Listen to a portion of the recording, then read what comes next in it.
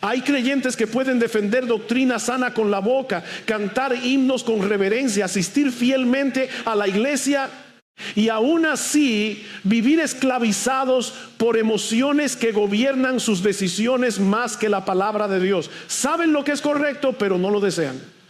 Saben que deben perdonar, pero la amargura les parece más segura. Saben que Dios es soberano, pero el temor dirige sus reacciones. Saben que están completos en Cristo, pero una crítica, un rechazo o una pérdida los deja como si su identidad hubiera sido destruida. La pregunta no es si sentimos, la pregunta es ¿quién está sentado en el asiento del conductor?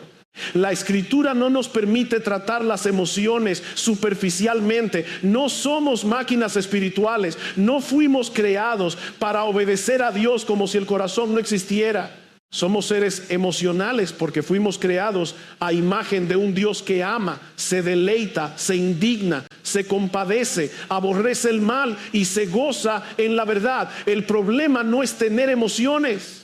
El problema es cuando nuestras emociones, afectadas por el pecado, comienzan a interpretar la realidad por encima de la verdad revelada por Dios. Hay una diferencia enorme entre sentir profundamente y ser gobernado por lo que se siente. Cristo sintió en Getsemaní, dijo: mi alma está muy triste hasta la muerte. Esa tristeza no era debilidad moral.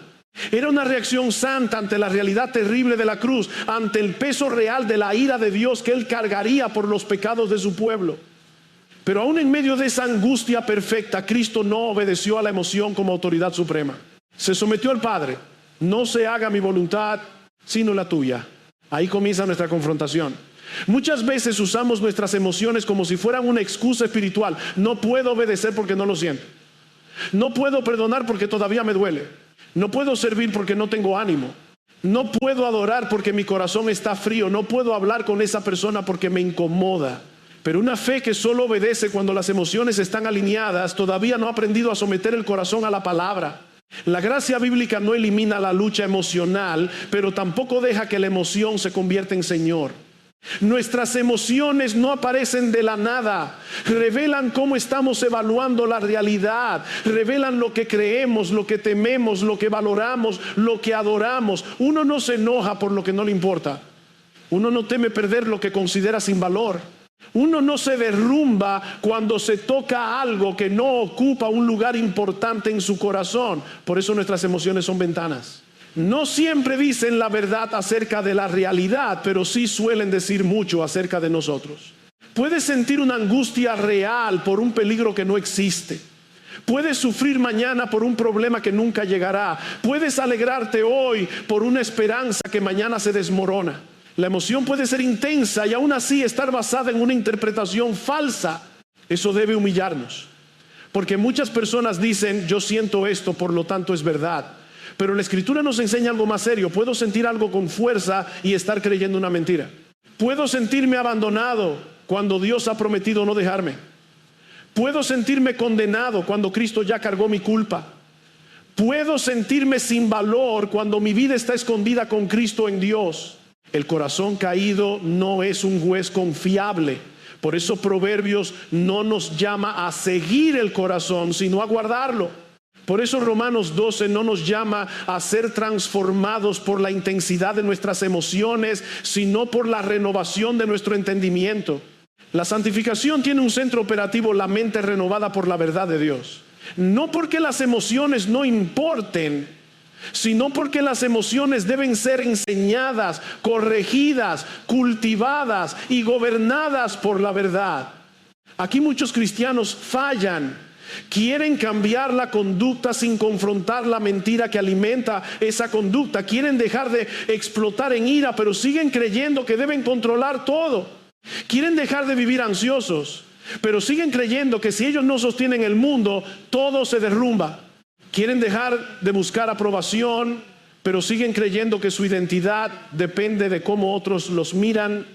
Quieren vencer la tristeza amarga, pero siguen interpretando la vida como si Dios no fuera bueno. El pecado visible muchas veces es el fruto de una mentira profunda que el alma ha estado protegiendo. La pregunta de conciencia es inevitable. ¿Qué revelan tus emociones acerca de lo que realmente crees? No lo que confiesas en teoría. No lo que respondes en un estudio bíblico, no lo que sabes explicar doctrinalmente. ¿Qué revela tu ansiedad acerca de tu confianza en la soberanía de Dios? ¿Qué revela tu resentimiento acerca de tu comprensión del perdón de Cristo? ¿Qué revela tu envidia acerca de tu contentamiento en la providencia de Dios? ¿Qué revela tu temor al hombre acerca de dónde estás buscando identidad? El texto bíblico no apela primero a nuestras emociones, sino a nuestra conciencia. Dios nos manda a amarle con todo el corazón, con toda el alma y con todas las fuerzas. Nos manda a gozarnos, nos manda no temer, nos manda aborrecer lo malo. Nos manda llorar con los que lloran y gozarnos con los que se gozan. Eso significa que aunque no podamos encender una emoción piadosa simplemente repitiendo una orden interior, sí somos responsables de cultivar el terreno donde esas emociones crecen. La verdad de Dios meditada, creída, recordada, cantada, hablada y obedecida. El amor a Dios se nutre del conocimiento de Dios. La compasión hacia el prójimo se cultiva cuando recordamos nuestra propia miseria y la misericordia que recibimos. El gozo espiritual se alimenta mirando a Dios, no persiguiendo el gozo como si fuera un ídolo emocional. La paz crece cuando el corazón vuelve una y otra vez a la promesa, al carácter y al gobierno del Señor. No puedes dirigir tus emociones gritándoles órdenes, pero puedes llevarlas a sentarse bajo la verdad. Cristo no vino a salvar solo nuestras ideas religiosas, vino a redimir al ser humano completo, mente, voluntad, emociones, cuerpo y alma. Él no nos deja como esclavos de cada impulso interior. Por su espíritu, por su palabra, por su evangelio, nos enseña a sentir de manera más santa, a amar lo que Dios ama, a aborrecer lo que Dios aborrece, a temer a Dios más que a los hombres, a descansar en la gracia más que en la aprobación humana. La santificación no es la muerte de las emociones, es la restauración de las emociones bajo el señorío de Cristo. Cuando Dios nos manda a amar, gozarnos, temerle, aborrecer el mal, tener misericordia, llorar con los que lloran y alegrarnos con los que se alegran, está dejando claro que la vida emocional del creyente no queda fuera de su autoridad. No podemos decir Dios puede mandar mis acciones, pero no mis afectos. La Escritura reclama al ser humano entero. Dios no busca manos obedientes con corazones fríos. No busca una ortodoxia correcta acompañada de un alma que no se conmueve ante su gloria. Él nos llama a amarle con todo el corazón, todo el alma, toda la mente y todas las fuerzas. Pero aquí aparece una dificultad real. Nadie puede producir gozo santo simplemente repitiéndose, voy a tener gozo, voy a tener gozo. Nadie puede apagar el temor pecaminoso solo diciendo, no voy a tener miedo. Nadie puede fabricar compasión verdadera mediante presión emocional. Las emociones no obedecen como un brazo que se levanta cuando damos la orden. Pero eso no significa que seamos pasivos.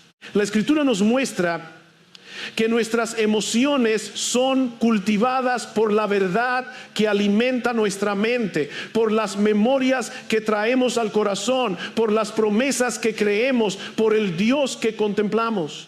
Deuteronomio nos manda amar a Dios y de inmediato nos manda a tener sus palabras sobre el corazón, repetirlas a los hijos, hablar de ellas en la casa, en el camino, al acostarnos y al levantarnos. El amor a Dios no crece en el vacío. Crece cuando la revelación de Dios ocupa la mente y empieza a gobernar la imaginación, la memoria, la conversación y el hogar. Una persona que apenas medita en Dios no debe sorprenderse si sus afectos por Dios son débiles. El corazón se enfría cuando la verdad deja de arder en la mente. Esto nos confronta profundamente. Muchos creyentes se quejan de que no sienten gozo en Dios, pero alimentan su mente todo el día con ansiedad, entretenimiento vacío, conversaciones triviales, comparaciones, noticias, quejas y temores. Luego llegan a la presencia de Dios con el corazón seco y se preguntan por qué no hay fuego, pero el fuego espiritual no se mantiene con basura. La Escritura no nos llama a manipular emociones, nos llama a poner el alma delante de la verdad hasta que la verdad vuelva a ordenar lo que sentimos. El salmista dice, yo te amo, Jehová, fortaleza mía. Ese amor no aparece como una nube sentimental sin contenido. Él ama porque conoce.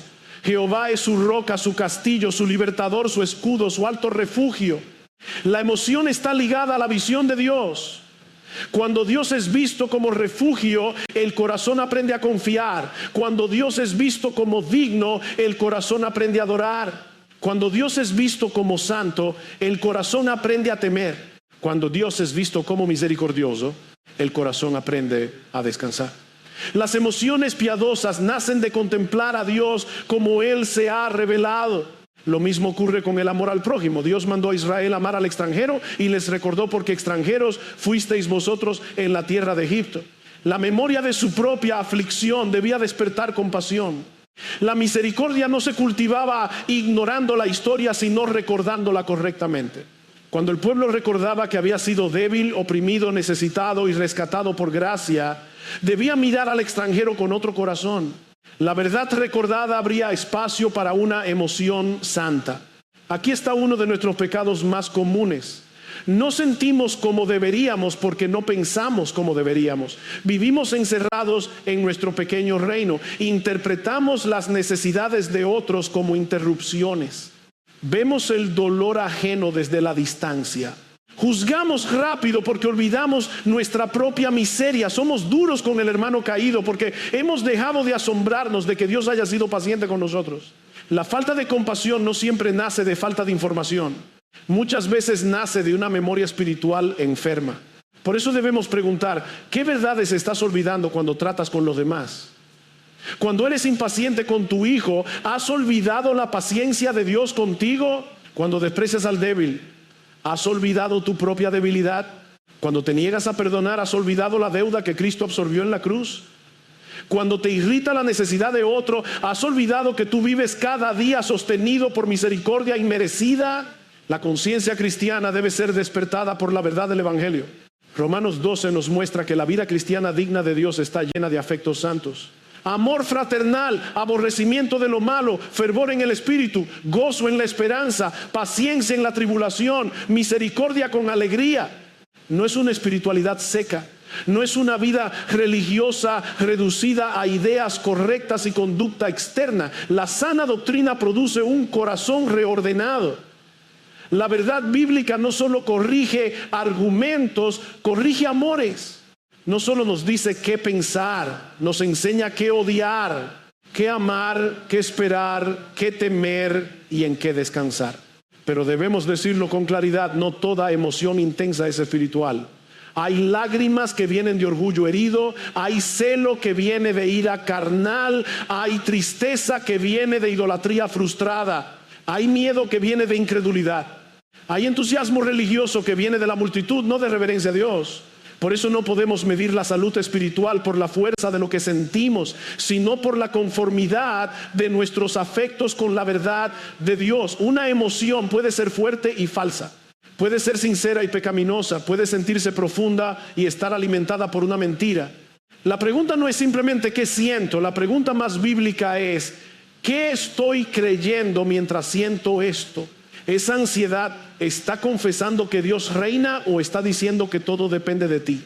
¿Esa amargura está descansando en la justicia de Dios o está reclamando el derecho de venganza? ¿Esa tristeza está lamentando algo legítimo delante del Señor o está revelando que perdiste un ídolo? ¿Esa alegría nace de la bondad de Dios o de haber obtenido algo que ocupe el lugar de Dios?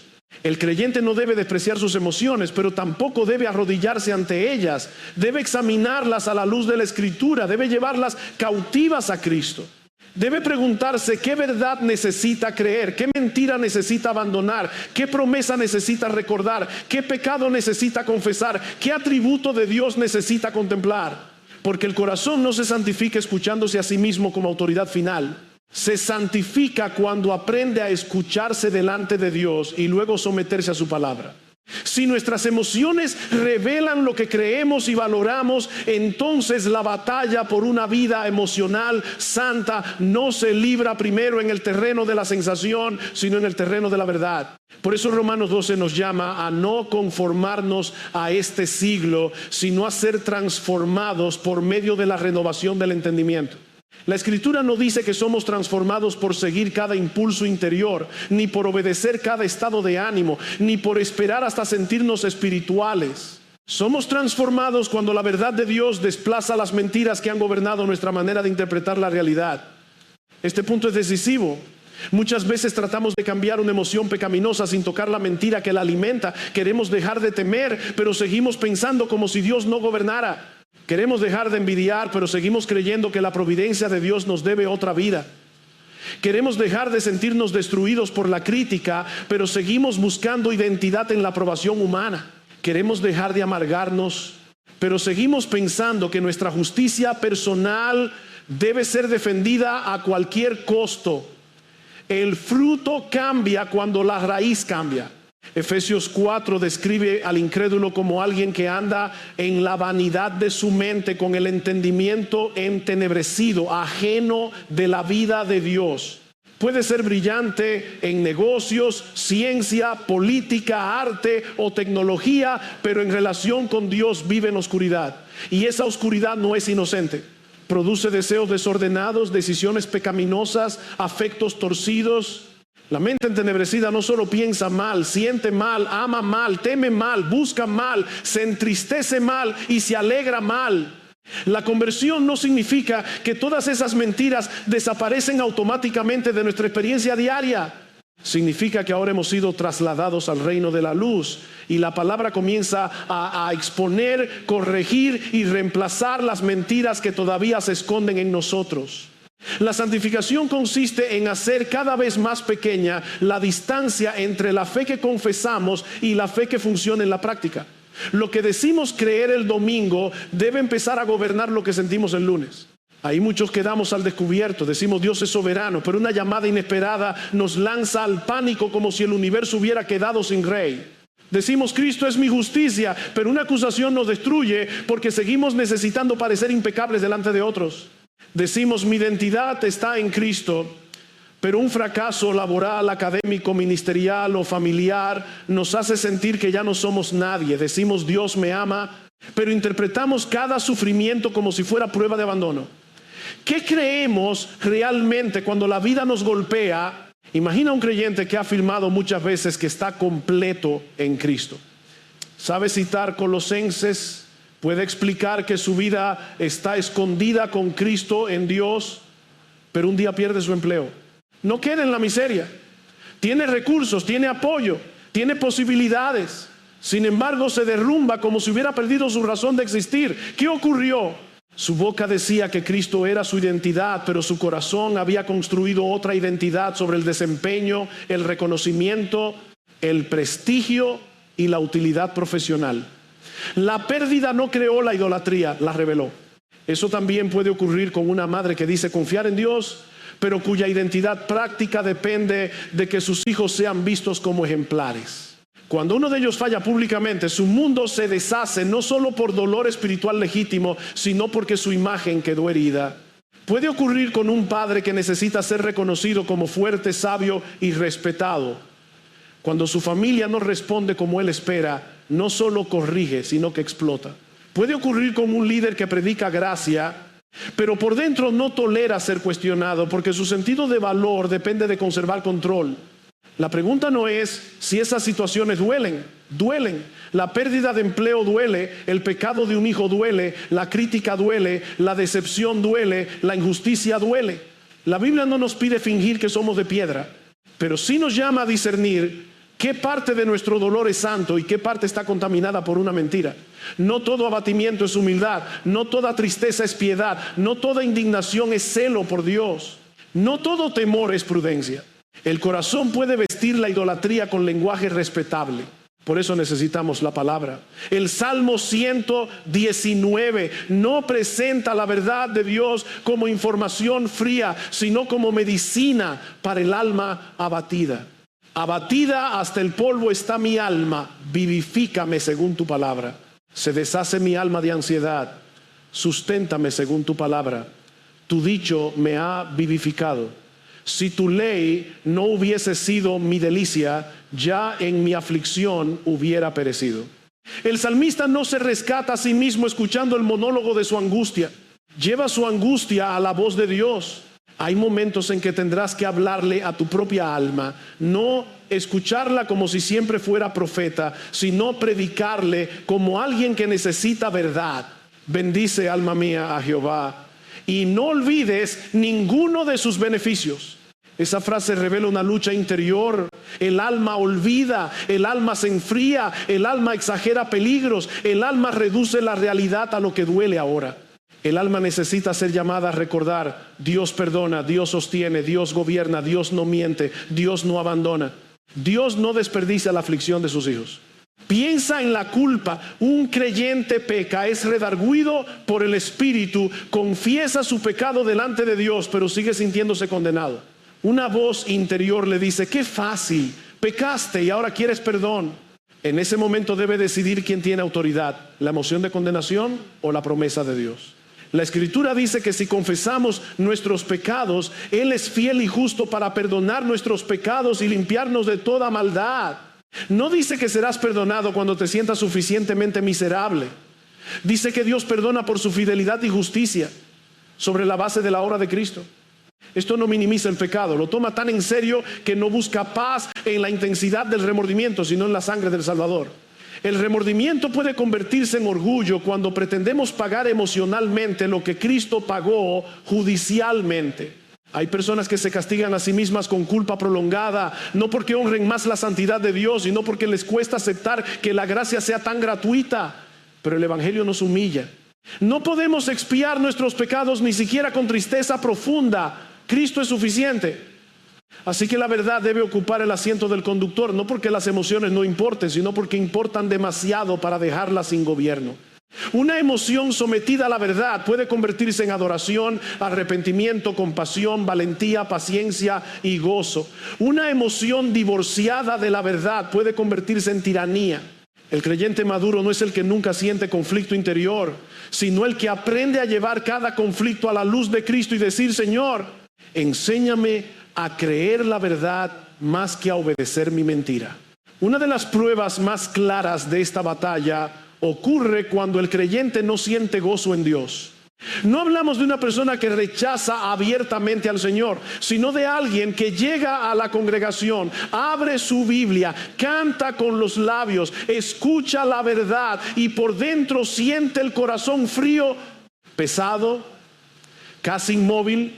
A veces lo agrava mirar a otro hermano cantar con lágrimas, con fervor, con libertad, mientras uno apenas puede pronunciar las palabras sin sentirse hipócrita. Y entonces surge la pregunta: ¿qué hago cuando sé que Dios es digno de gozo, pero no siento gozo? Lo primero que no debemos hacer es fingir. La espiritualidad bíblica no nos llama a fabricar emociones falsas para impresionar a los demás. Dios no necesita teatro. Si el corazón está frío, no sirve cubrirlo con una sonrisa religiosa como si el Señor no viera las profundidades. Pero tampoco debemos rendirnos al frío como si fuera una autoridad. No debemos decir: como no siento, no adoraré. La falta de emoción no nos excusa de obedecer. Nos llama a buscar la causa, a volver a la verdad, a colocar el corazón delante de Dios hasta que Él vuelva a encender lo que se ha enfriado. El gozo no regresa persiguiendo el gozo. Esa es una trampa. Hay creyentes que se observan interiormente con tanta ansiedad, preguntándose si sienten suficiente, que terminan más secos. El gozo cristiano no se obtiene mirando al gozo, sino mirando a Dios. No se aviva diciendo: tengo que sentir más. Se aviva contemplando quién es el Señor, qué ha hecho en Cristo, qué ha prometido, cómo gobierna, cómo perdona, cómo sostiene, cómo salva. El corazón se calienta bajo el sol de la verdad divina. Tal vez no ocurra en un minuto. Tal vez no ocurra durante el primer himno. Tal vez tengas que luchar horas, días, semanas, como quien se aferra a Dios diciendo: no te soltaré hasta que me bendigas. Pero esa lucha no es incredulidad. Puede ser precisamente la fe peleando contra la frialdad. La fe no siempre llega cantando con fuerza. A veces llega arrastrando el alma hacia la palabra y diciendo: aunque no sienta, Dios sigue siendo Dios. Aunque mi corazón esté apagado, Cristo sigue siendo digno. Aunque mi emoción no responda, su gloria no ha cambiado. Lo mismo ocurre con el temor. Muchos creyentes confiesan que Dios es soberano, pero viven como si el mundo dependiera de su capacidad de control.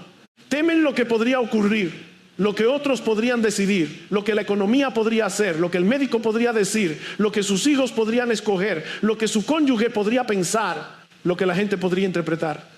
Y cuando el temor tome el asiento del conductor, el alma empieza a buscar control por medios pecaminosos. A veces ese control se expresa en ansiedad constante, otras veces en manipulación, otras en dureza, otras en enojo, otras en una necesidad enfermiza de saberlo todo, revisarlo todo, dirigirlo todo, anticiparlo todo. Pero debajo de esa conducta suele haber una mentira. Si yo no controlo, nada estará seguro. La verdad bíblica responde: Dios gobierna incluso aquello que tú no puedes tocar. No cae un pajarillo a tierra sin su voluntad. No hay detalle pequeño fuera de su providencia.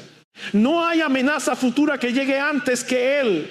No hay circunstancia que pueda destronar al Señor. Esto no significa irresponsabilidad. La soberanía de Dios no nos convierte en personas pasivas, negligentes o imprudentes, pero sí nos libera de la ilusión de que somos dioses pequeños tratando de mantener unido el universo. Tú no puedes controlar todos los resultados. No puedes controlar el corazón de otra persona, no puedes controlar el futuro, no puedes controlar la muerte, no puedes controlar la historia, pero puedes obedecer hoy delante del Dios que sí gobierna todo. Y esa verdad, creída de verdad, comienza a enseñar al temor a callar.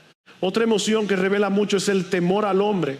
La Escritura dice que el temor del hombre pondrá lazo. Es una trampa porque promete seguridad a través de la aprobación, pero termina esclavizando. Hay personas que no pueden decir que no porque temen decepcionar. Hay quienes mienten un poco para lucir mejor. Hay quienes callan el evangelio para no parecer extraños. Hay quienes aceptan ambientes, conversaciones o prácticas que deshonran a Dios porque no quieren sentirse rechazados. Hay quienes viven comparándose, midiendo, compitiendo, esperando una mirada que les diga vales. Y aquí debemos ser muy honestos. Muchas cosas que llamamos timidez, sensibilidad o baja autoestima pueden esconder una forma refinada de orgullo. No siempre, pero muchas veces. La persona no habla porque teme equivocarse y perder imagen. No sirve porque teme no hacerlo perfecto. No confiesa pecado porque teme ser vista como débil. No evangeliza porque teme quedar mal. No confronta con amor porque teme perder aceptación. El problema no es que se estime demasiado poco, es que se estima tanto que no soporta verse pequeña delante de otros. El evangelio corta esa raíz. Nuestra identidad no descansa en la aprobación humana. No somos más valiosos cuando nos admiran, ni menos valiosos cuando nos ignoran. No somos definidos por aplausos, críticas, logros, fracasos, posición, reputación o comparación. Estamos en Cristo, hemos sido justificados por fe, hemos sido adoptados por el Padre. Nuestra vida está escondida con Cristo en Dios.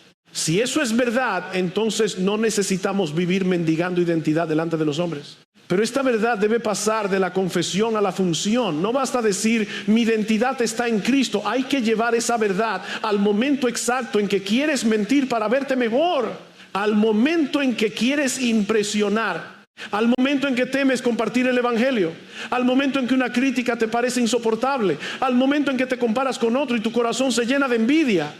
Allí se ve si la doctrina está gobernando el corazón o si la emoción todavía obedece a la mentira. Cristo nos libera del temor al hombre, porque Él ya cargó nuestra vergüenza, fue despreciado para que no vivamos esclavos del desprecio, fue rechazado para reconciliarnos con Dios, fue contado entre transgresores para que seamos recibidos como hijos. Si el Padre te aceptó en el amado, ¿por qué seguir viviendo como esclavo de la mirada humana? Si Cristo es tu justicia, ¿por qué necesitas parecer justo delante de todos? Si Dios conoce lo peor de ti, aún así te salvó por gracia, ¿por qué temes tanto que otros descubran que eres débil? La verdad debe entrar precisamente donde la emoción grita más fuerte, no para negar el dolor, sino para gobernarlo, no para apagar la humanidad, sino para redimirla. El creyente aprende a decir, siento temor, pero Dios gobierna. Siento culpa, pero Cristo perdona al que confiesa. Siento frío, pero Dios sigue siendo mi gozo. Siento deseo de aprobación, pero mi identidad está en Cristo. Siento ira, pero la justicia pertenece al Señor. Siento tristeza, pero no sufro como quien no tiene esperanza. Esa es la vida emocional sometida a Cristo. El temor al hombre no se vence mirando más hacia adentro para convencernos de que somos importantes. Se vence mirando hacia arriba hasta que Dios vuelva a ocupar el lugar que le pertenece. La psicología popular suele decirnos que el problema es falta de autoestima, que necesitamos valorarnos más, afirmarnos más, pensar mejor de nosotros mismos. Pero la Escritura va más profundo. Muchas veces el problema no es que pensamos demasiado poco de nosotros, sino que pensamos demasiado en nosotros. Estamos demasiado pendientes de cómo nos vemos, cómo sonamos, cómo nos evalúan, cómo quedamos, cómo nos recuerdan. La baja autoestima puede parecer humildad, pero a menudo es orgullo herido. La persona no se atreve a hablar porque teme no lucir inteligente. No se atreve a servir porque teme fallar públicamente. No se atreve a pedir perdón porque teme perder control sobre su imagen. No se atreve a compartir el evangelio porque teme ser rechazada. No se atreve a tomar una decisión correcta porque teme que otros la desaprueben. El centro sigue siendo el yo. Mi imagen, mi reputación, mi aceptación, mi comodidad emocional. La Escritura no sana ese problema inflando el ego, sino destronándolo. Cristo no vino a enseñarnos a admirarnos más delante del espejo. Vino a crucificar al viejo hombre y a darnos una identidad nueva en él. No necesitamos construir una autoestima más fuerte, necesitamos una visión más grande de Dios, una confianza más profunda en Cristo y una libertad más real frente a la mirada humana. El temor al hombre pierde poder cuando el temor de Dios vuelve a gobernar el alma. Esto no significa que el creyente deja de sentir inseguridad de manera automática. Significa que aprende a no obedecerla como señora. Puede sentir temor y aún así decir la verdad. Puede sentirse débil y aún así servir. Puede temblar y aún así obedecer. Puede no sentirse capaz y aún así descansar en la suficiencia de Cristo. La madurez no consiste en esperar hasta que todas las emociones estén cómodas para obedecer. Consiste en obedecer por fe mientras las emociones son corregidas por la verdad. Pensemos también en la ira. Muchos justifican su ira diciendo, así me sentí. Pero la pregunta bíblica no es solo qué sentiste, sino qué valor, qué creencia, qué deseo fue amenazado para que reaccionaras así. Hay una ira santa, sí, pero gran parte de nuestra ira no nace del celo por la gloria de Dios, sino de la frustración de nuestros propios reinos. Nos enojamos porque no nos obedecieron, porque no nos respetaron como queríamos, porque interrumpieron nuestro plan, porque tocaron nuestra comodidad, porque alguien expuso nuestra limitación. La ira puede revelar idolatría, puede mostrar que algo creado se volvió demasiado importante. Si pierdes la paz cada vez que las cosas no salen como quieres, quizá no estás defendiendo justicia, quizá estás defendiendo control. Si explotas cada vez que alguien te contradice, quizá no estás protegiendo verdad, quizá estás protegiendo orgullo. Si reaccionas con dureza cuando tu familia no cumple tus expectativas, quizá no estás guiando espiritualmente. Quizá estás exigiendo que todos sirvan a tu necesidad de orden, imagen o comodidad. La palabra debe entrar allí. La ira del hombre no obra la justicia de Dios. Ese texto no nos permite santificar todo enojo solo porque sentimos que tenemos razón. ¿Puedes estar defendiendo una causa correcta con un espíritu incorrecto? ¿Puedes usar lenguaje bíblico para justificar una reacción carnal? ¿Puedes corregir un pecado real y pecar en la manera de corregirlo? El corazón es engañoso. Por eso necesitamos preguntar delante de Dios. ¿Mi emoción está sirviendo a la justicia del Señor o a la exaltación de mi yo? Lo mismo sucede con la tristeza. Hay tristeza santa. Cristo lloró. Pablo habló de tristeza según Dios que produce arrepentimiento. Un creyente puede llorar por el pecado, por la muerte, por la traición, por la enfermedad, por la dureza espiritual de un hijo, por la condición de la iglesia. Pero también hay tristeza que nace de deseos frustrados que hemos elevado demasiado. Hay una tristeza que dice, Dios no me dio lo que yo exigía, por eso no puedo descansar. Hay un luto por ídolos perdidos. No debemos tratar todo dolor como incredulidad. Eso sería cruel y superficial. Pero tampoco debemos tratar todo dolor como santo. A veces la tristeza necesita consuelo. Otras veces necesita arrepentimiento. A veces necesita silencio y lágrimas delante de Dios. Otras veces necesita que la palabra nos confronte y nos diga, ¿por qué te abates, alma mía? Espera en Dios. El creyente maduro no niega la tristeza, pero aprende a interrogarla delante del Señor. Y pensemos en la ansiedad.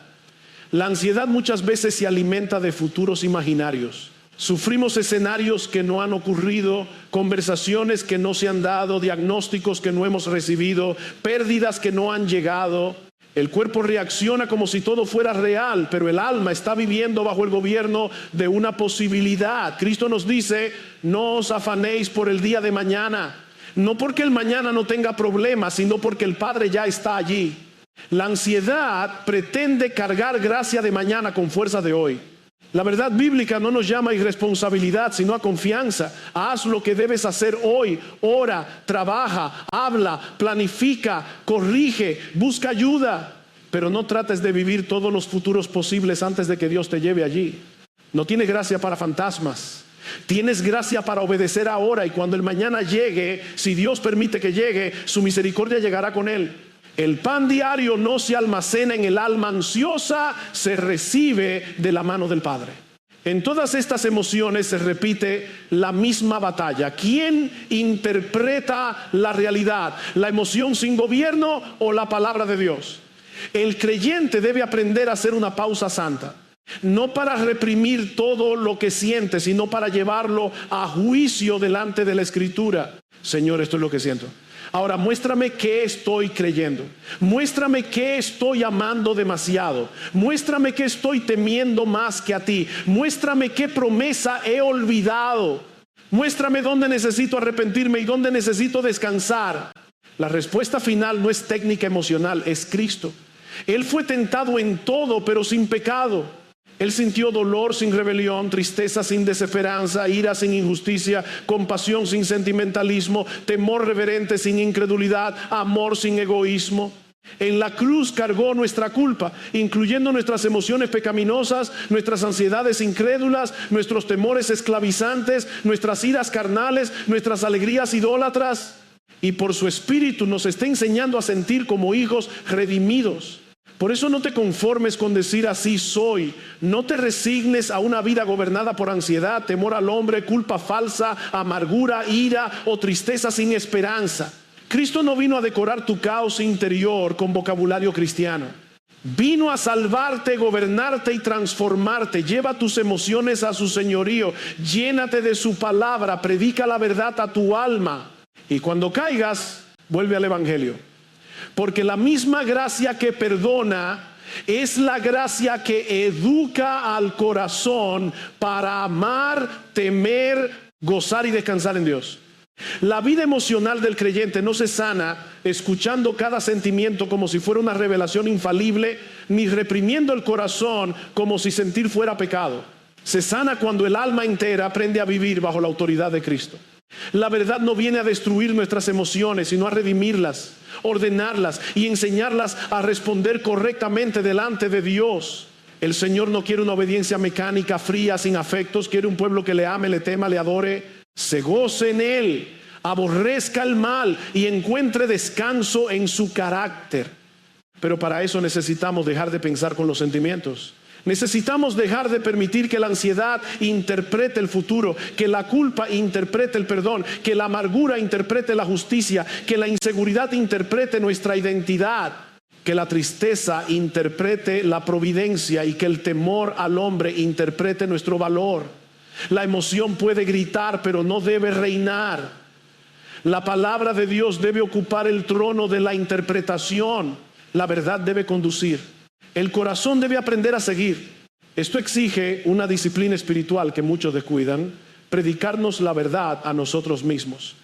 No basta con escuchar sermones, no basta con afirmar doctrinas correctas. En el momento de la tentación emocional, debemos tomar la verdad que confesamos y llevarla al lugar donde la mentira está operando. Si la culpa dice no puede ser perdonado, el Evangelio responde: si confesamos nuestros pecados, Él es fiel y justo para perdonar. Si el temor dice todo depende de ti, la Escritura responde: Dios gobierna aún la caída de un pajarillo. Si la inseguridad dice no vale si no te aprueban, Cristo responde: tu vida está escondida conmigo en Dios. La madurez cristiana no consiste en no tener luchas internas. Consiste en no rendir la conciencia a esas luchas como autoridad final. Hay días en que tendrás que obedecer con lágrimas. Días en que tendrás que perdonar mientras el dolor todavía tiembla. Días en que tendrás que adorar con un corazón frío, no fingiendo fuego, sino trayendo la frialdad al Dios que puede encenderla. Días en que tendrás que decir la verdad aunque sientas miedo. Días en que tendrás que descansar en la promesa, aunque el cuerpo esté agotado por la ansiedad. Esa es la fe peleando. Y esa pelea no se gana con orgullo espiritual, se gana en dependencia. Nadie educa su corazón sin gracia. Nadie somete sus emociones a Cristo por pura fuerza de carácter. Necesitamos al Espíritu Santo aplicando la palabra, iluminando mentiras, convenciendo de pecado, consolando con promesas, levantando el alma abatida, reorientando nuestros afectos hacia Dios. El fruto del Espíritu incluye amor, gozo, paz, paciencia, benignidad, bondad, fe, mansedumbre y dominio propio. Es decir, la obra del Espíritu toca profundamente nuestra vida emocional. Por eso debemos examinarnos sin crueldad, pero sin engaño. ¿Qué emoción gobierna más fácilmente tu obediencia? ¿La ansiedad?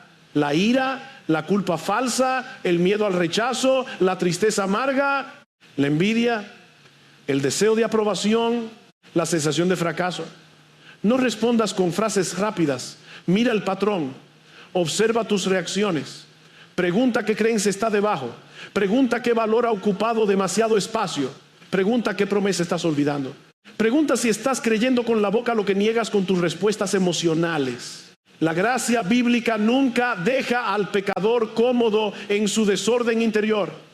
Nos consuela, sí, pero también nos confronta. Nos perdona, pero también nos transforma. Nos recibe en Cristo, pero no nos deja gobernados por el viejo hombre. Si has vivido justificando tus explosiones, tus manipulaciones, tus temores, tus silencios castigadores, tus comparaciones, tus depresiones alimentadas por incredulidad o tu necesidad enfermiza de aprobación, no lo disfraces más. Llévalo a la luz, llámalo por su nombre. Arrepiéntete donde haya pecado. Descansa donde haya sufrimiento legítimo. Y somete todo a Cristo. Porque Cristo no vino solo a darnos una nueva conducta externa, vino a salvarnos completamente. Él cargó nuestra culpa real, Él venció nuestro pecado, Él resucitó para darnos vida nueva. Él nos dio su Espíritu para que dejemos de ser esclavos de mentiras antiguas. En Él tenemos una identidad que no se pierde con un despido, una crítica, una enfermedad, una pérdida, un fracaso o una mirada de rechazo. En Él tenemos perdón que no depende de cómo nos sentimos después de confesar, sino de la fidelidad de Dios y de la sangre derramada en la cruz. Mira a Cristo en Getsemaní, mira su alma angustiada pero sometida, mira su dolor real pero obediente, mira su tristeza hasta la muerte pero sin rebelión. Mira al Salvador que no negó la emoción pero tampoco obedeció a la emoción por encima del Padre. Mira al Hijo que entró en la oscuridad de la cruz para rescatar a pecadores cuyos corazones estaban desordenados, engañados y esclavizados. La esperanza para tu vida emocional no está en que seas más fuerte, está en que Cristo es un Salvador suficiente.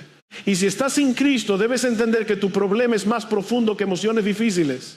Necesitas reconciliación con Dios, necesitas perdón de pecados, necesitas vida nueva. Puedes aprender técnicas, mejorar hábitos, controlar algunas reacciones, pero si sigues separado de Cristo, sigues sin la fuente de vida verdadera. Ven a Él en arrepentimiento y fe. No vengas solo buscando paz emocional, ven buscando al Salvador, porque solo Cristo perdona la culpa. Rompe la esclavitud del pecado y da un corazón nuevo. Creyente, no te resignes a vivir gobernado por tus emociones. No las ignores, no las endioses, no las excuses. Llévalas a la verdad, llénalas de la palabra. Predica el evangelio a tu alma. Recuerda los beneficios del Señor. Mira a Cristo, obedece por fe. Y cuando el corazón se desordene otra vez, vuelve otra vez al trono de la gracia. Allí hay misericordia para el culpable, socorro para el débil, verdad para el confundido, consuelo para el abatido y gracia para aprender a sentir, pensar y vivir bajo el señorío de Jesucristo. The truth is endless, so wide, so far, but somehow I'm still lost in you.